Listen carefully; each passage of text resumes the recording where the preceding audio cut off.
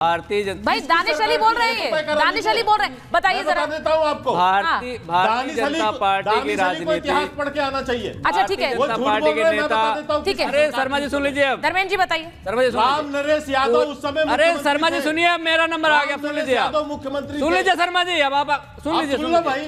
पूरी भारतीय जनता पार्टी की राजनीति भारत के नागरिकों को दंगा में झोंक कर जब तक उस पर रोटियां नहीं सेकते हैं तो भारतीय जनता पार्टी के नेताओं के पेट में रोटियां पचती नहीं है। भारतीय जनता पार्टी के लोग, जब आप बहराइच की बात करेंगी तो बहराइच में भारतीय जनता पार्टी के विधायक ने खुद बोला कि भारतीय जनता पार्टी के लोगों ने दंगा करवाया और उसमें हिंदू की मौत हुई और मुसलमानों की दुकानें जलाई गई, घर जलाया गया। यह भारतीय जनता पार्टी का असली चरित्र है। भारतीय जनता पार्टी को बताना पड़ेगा, अगर संभल में सर्वे की बात है तो सर्वे तो हो गया था और सर्वे में सबने मदद करी थी, संभल के लोगों ने किया था, जनप्रतिनिधियों ने किया था, सबने किया था मदद।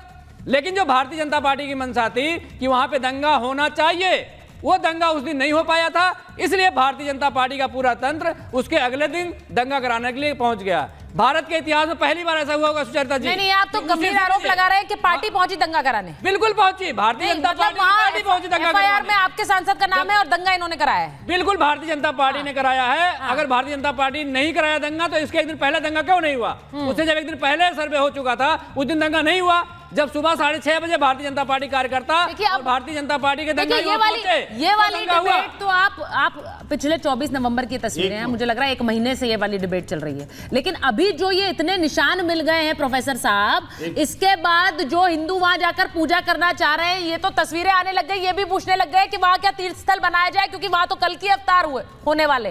तो ऐसे में क्या वहां पर तीर्थ स्थल होना चाहिए? अब तो बात इस हद तक पहुंच गई है, लेकिन आपका स्टैंड क्या है उस पर जरा बताइए। सुचरिता जी, पूरे देश के किसी भी जिले में किसी जगह पे तीर्थ स्थान बनाना है कि नहीं बनाना है?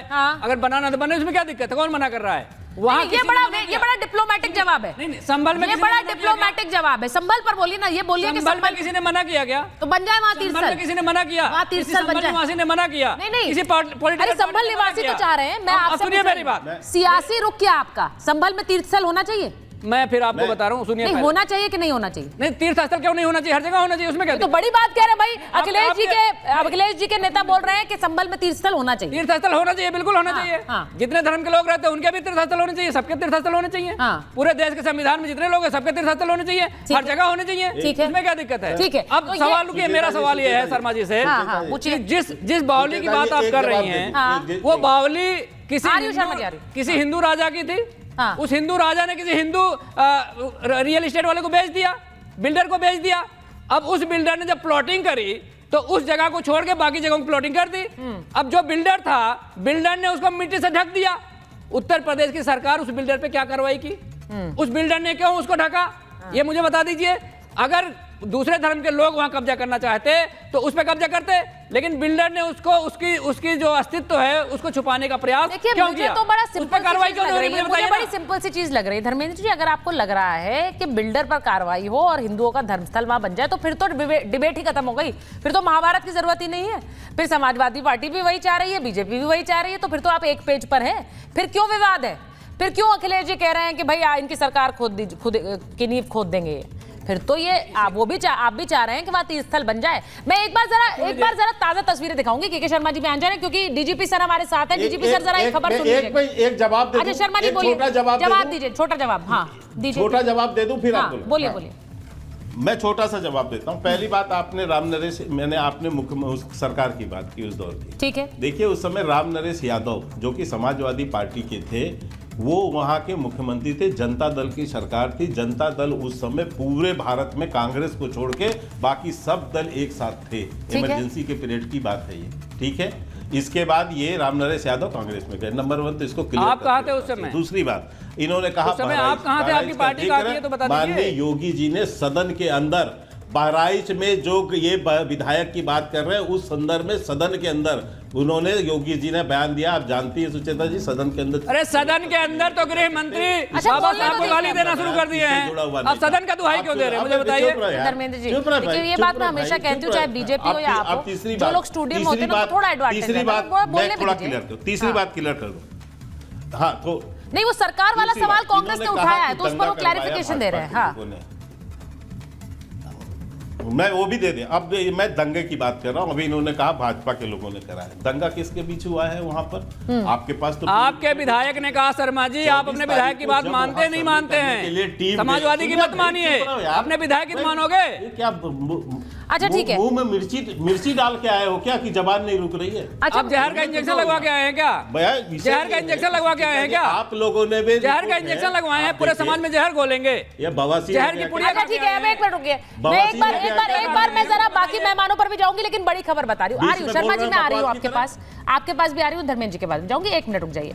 संभल में एफएसएल टीम ने जो हिंसा वाली जगह है उसका जायजा लिया है, चला दीजिए। जामा मस्जिद के पास हिंसा वाली जगह का मुआयना किया है। आगरा से संभल पहुंची थी एफएसएल की टीम और पुलिस ने घटनास्थल पर सीन को रिक्रिएट किया है। ये जो तस्वीर आप देख रहे हैं, अब इस रिक्रिएशन से जुड़ी बड़ी बात क्या है? रिक्रिएशन से जुड़ी बात है वो चिट्ठी जो कि पुलिस को हाथ लगी है, और ये तकरीबन 40 चिट्ठियां हैं जो पुलिस को लिखी गई हैं। वो चिट्ठी मेरे हाथ में भी है, ऐसी चिट्ठियां पुलिस को मिली हैं, जरा दिखाइए। ये एफएसएल की टीम है, एफएसएल की टीम देखिए वहां पहुंची है और वो रिक्रिएट कर रही है। डीजीपी सर, ये चिट्ठियां जो मेरे हाथ में है, इसमें जो लिखा गया है, दानिश साहब आप भी जरा सुनिएगा। इसमें लिखा गया है कि हम ऐसे जगह से आते हैं जहां जो मुस्लिम बहुल है, इसलिए हम खुलकर नहीं बोल सकते, गुमनाम चिट्ठियां हैं। इसमें कहा गया है कि 24 नवंबर को जामा मस्जिद सर्वे के दौरान यहां पर मतलब गाड़ी भरकर लोग गए थे यहां से, रात को तकरीबन 3 बजे यहां से निकले और फिर 20 से 25 साल के ये लड़के थे और यही यहां से वो हिंसा के बाद रात को वापस आए हैं। तो इसकी जरा जांच होनी चाहिए, क्योंकि हापुड़ और आसपास के इलाकों से हिंसा भड़काने के लिए ही लोग गए। इसको लेकर जो ग्राफिक है वो भी स्क्रीन पर चलाइए अब चेतन, क्योंकि मैं डीजीपी सर से इसी के बारे में पूछना चाह रही हूं। डीजीपी सर, ये बड़ा इंपॉर्टेंट है, ये अभी तक इस जांच में खुलासा नहीं हो पाया है कि उस दंगे को भड़काने के पीछे चेहरा कौन सा था। जियाउर रहमान बर्ग पर एफआईआर जरूर हुई है, लेकिन क्या इन दंगाइयों का भी सियासी कनेक्शन है? क्या ये ट्रक भर भर कर संभल में हिंसा के लिए आए? इस जांच से, क्योंकि पुलिस अब इसकी जांच कर रही है इन चिट्ठियों की। DGP sir. सुचरिता जी, आप ही के चैनल पे मैंने ये कहा था कि जब हिंसा हुई थी तो दंगाई जॉगिंग शूज पहन के आए थे, ट्रैक पैंट्स पहन करके आए थे और जेबों में पत्थर भरे हुए थे। जाहिर से कि वो तैयारी से आए थे दंगा करने के लिए, हिंसा करने के लिए, वरना कोई ऐसे इस तरीके से 50, 60, 100 लोग जॉगिंग शूज, ट्रैक पैंट्स पहन करके और मिसाइल्स लेकर के नहीं आते हैं। हाँ। और ये जो आपके पास लेटर है, लईक पुत्र अनस, ऐसा होता है कि सनसनीखेज मामलों में लोग अक्सर मुफीद जानकारी पुलिस को देते हैं जिससे कि उनके ऊपर आंच ना आए, जो असली मुलजिम है वो दस्तयाब हो जाए, गिरफ्तार हो जाए। मेरा परामर्श होगा कि पुलिस इसको गंभीरता पूर्वक लेकर के जो भी इसमें सूचना दी है, बड़ी महत्वपूर्ण सनसनीखेज सूचना है, और उसकी बुनियाद के ऊपर विवेचना को आगे बढ़ाएं।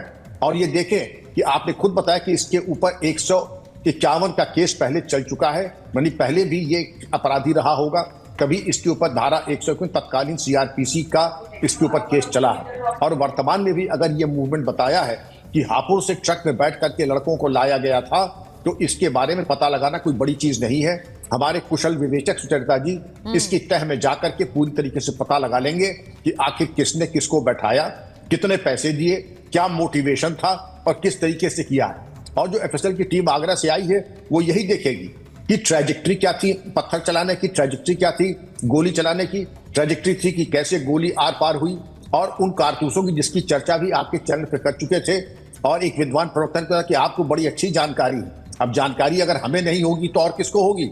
हम पुलिस वालों को अगर जानकारी कारतूस हथियार की नहीं होगी तो क्या बागवानी करने वालों को होगी? जिसका जो काम है वो तो करेगा ही, वरना अंडरवर्ल्ड और दंगाई की जानकारी कौन करेगा? ये पुलिस का काम है कि आंख में हाथ डाल करके जो सच्चाई है निकाल करके ले आए। आपत्ति तो बहुत होगी, आपको पीड़ा बहुत होगी, क्योंकि दिखाई ये पड़ रहा है कि आप दंगाइयों के साथ खड़े हैं और कोई दंगाई की गर्दन तक पहुंच जाएगा तो आपको बहुत तकलीफ होगी। इसलिए सबको चाहिए जिन्होंने दंगा किया है उनकी तह तक जाएं, उनको सजा दिलवाएं।